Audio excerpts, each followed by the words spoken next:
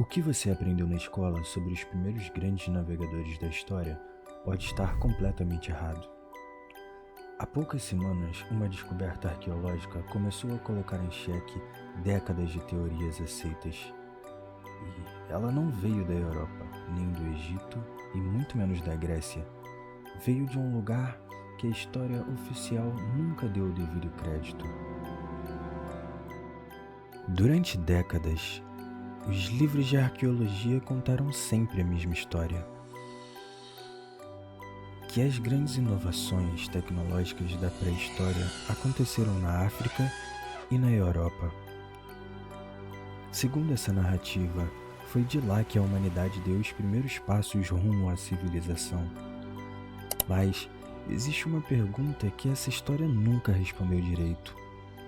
Como é que populações pré-históricas conseguiram colonizar milhares de ilhas isoladas no meio do oceano, sem nenhuma ponte de terra as conectando ao continente?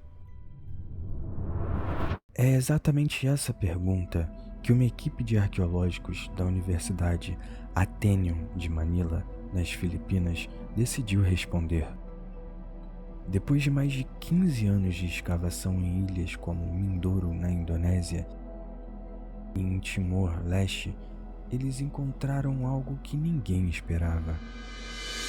Ferramentas de pedra, algumas com até 40 mil anos, mostrando sinais claros de processos de fibras vegetais, ou seja, essas comunidades sabiam fabricar cordas, redes e provavelmente materiais para a construção de embarcações, muito antes do que qualquer teoria previa. E não parou por aí. Os pesquisadores também encontraram machados feitos com concha de ameijoa gigante, moluscos enormes, de conchas grossas e resistentes. Só que esses machados são praticamente idênticos aos outros encontrados na Ilha de Manus, na Papua Nova Guiné. E é aí que está o detalhe que muda tudo. A distância entre esses dois pontos é de mais de 3.000 quilômetros de oceano aberto. Para essas semelhanças não serem coincidências, isso sugere que essa população não estava isolada.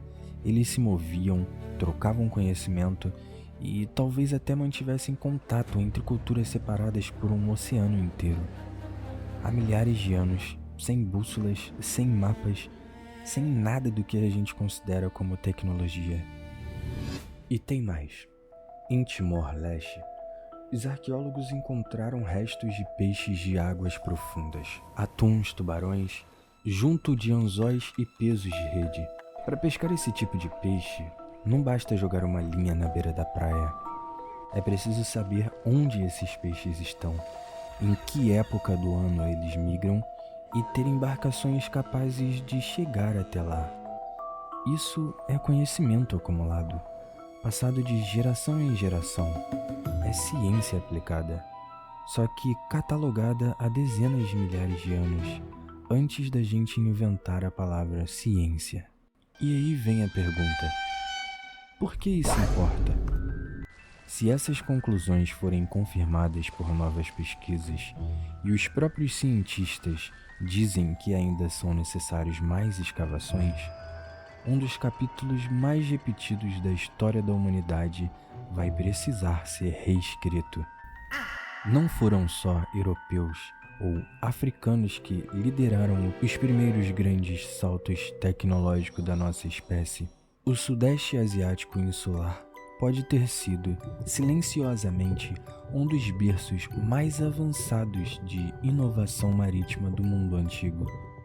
E isso leva a uma pergunta desconfortável: quantas outras civilizações esquecidas a gente ainda não descobriu, simplesmente porque ninguém procura no lugar certo?